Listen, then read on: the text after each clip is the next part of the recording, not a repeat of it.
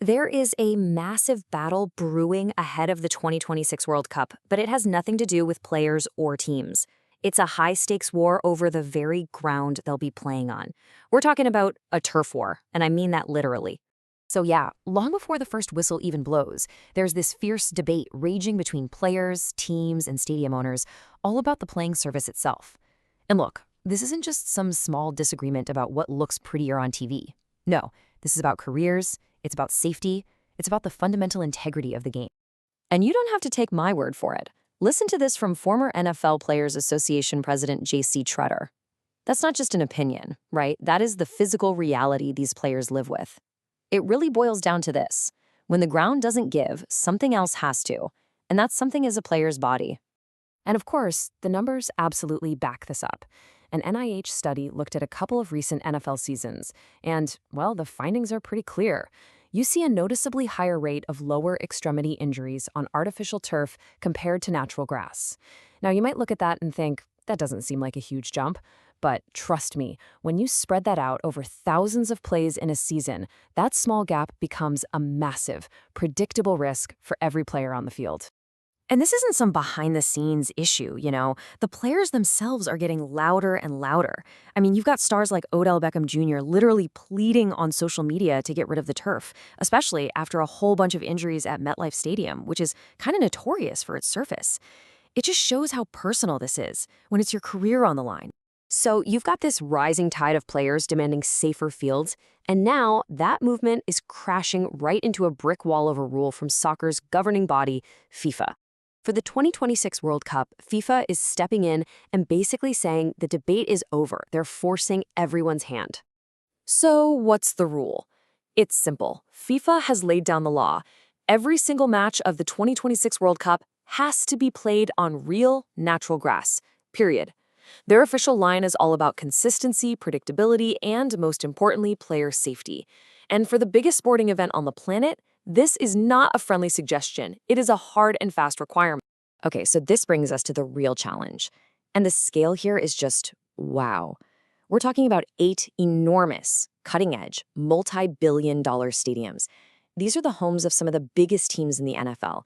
And every single one of them now has to figure out how to rip out their fancy artificial turf and replace it with natural grass.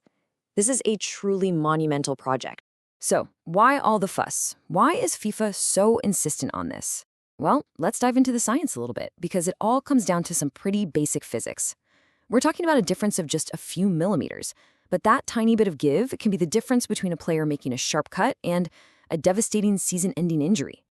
Think of it this way. On natural grass, you've got soil, you've got roots, there's some natural play there.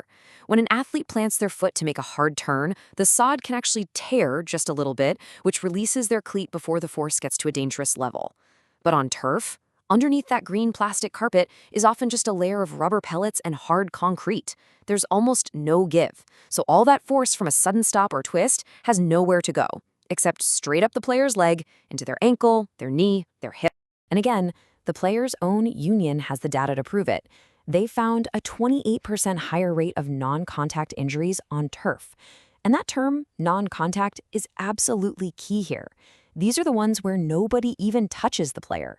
They just plant their foot to cut, and boom, something pops. And it happens way more often on turf. And the results of those injuries, they're just brutal.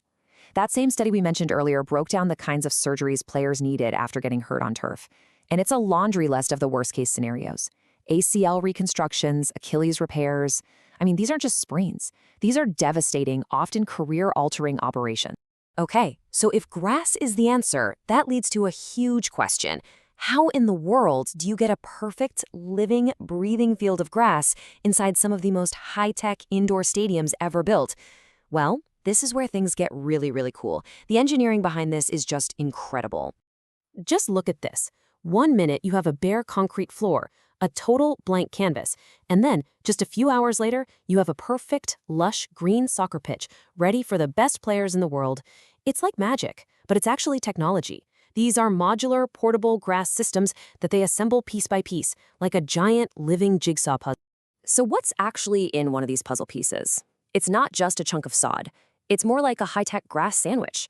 You've got a steel base, layers of sand and peat moss, even a mesh for the roots to grip onto. Each little square is its own self-contained portable ecosystem. It's wild. But why go through all this incredible effort? Well, it's all about money, of course. It's what allows these billion-dollar stadiums to be truly multi-purpose. They can host a World Cup match on Saturday, roll up the field, and have a huge concert or a rodeo in there by Tuesday. That flexibility is the core of their entire business model. But this brings us to the biggest challenge of all, especially for those giant indoor stadiums like SoFi and AT&T. It's the big question. How do you keep grass alive inside a dome with no sunlight and no rain for an entire 5-week tournament? The answer is, you basically build your own personal Mother Nature indoors. Seriously, they use these incredibly powerful grow lamps that act as a substitute for the sun. They have advanced ventilation and irrigation systems to manage airflow and water, and a lot of these fields are actually hybrids, where they stitch artificial fibers right into the natural grass to make it stronger. It's a total feat of modern science. Get this, for AT&T Stadium in Dallas, the grass for the World Cup isn't even grown in Texas. It's being grown right now on a special farm in Colorado. Then they're going to harvest it, load the living sod onto a whole fleet of refrigerated trucks, and drive it over 800 miles to Arlington. They are literally shipping a living, breathing soccer field across the country. Now, as you can probably guess, all of this quest for perfection, it doesn't come cheap. Not even close. And that has kicked up some pretty serious debates about both the financial and, yes, the environmental costs of doing all this. Just to put a number on it, the Dallas Cowboys have reportedly dropped around $300 million on upgrades for AT&T Stadium. Now, that's not all for the field, but it gives you an idea of the astronomical amount of money we're talking about just to get a stadium ready to host. And you know what? Not everyone is thrilled about footing that bill. Over at SoFi Stadium, there were reports that the owner, Stan Kroenke, was balking at paying for the required changes himself. It sparked this huge debate about who should actually pay for all this. Is it the billionaire team owners, the host cities and their taxpayers, or should FIFA be chipping in more? And it's not just about the money. There's a big environmental price tag, too. Keeping just one of these fields in perfect shape takes about 50,000 liters of water every single day. Now multiply that by all the stadiums and all the training fields, and the amount of water being used is just staggering. To be fair, FIFA knows this is an issue. They're working with researchers and investing in more sustainable tech. That's where those hybrid systems come back in. By blending real grass with synthetic fibers, the fields become tougher, so they need less water and fewer chemicals to stay healthy. The hope is that this can be a greener path forward. So, at the end of the day, it all comes down to one big question. With all this money, all this technology being poured into putting player safety first, could the 2026 World Cup be the tipping point? Could this be the event that finally convinces all sports to ditch the plastic for good? It's a fascinating thought, and I guess we'll just have to wait and see.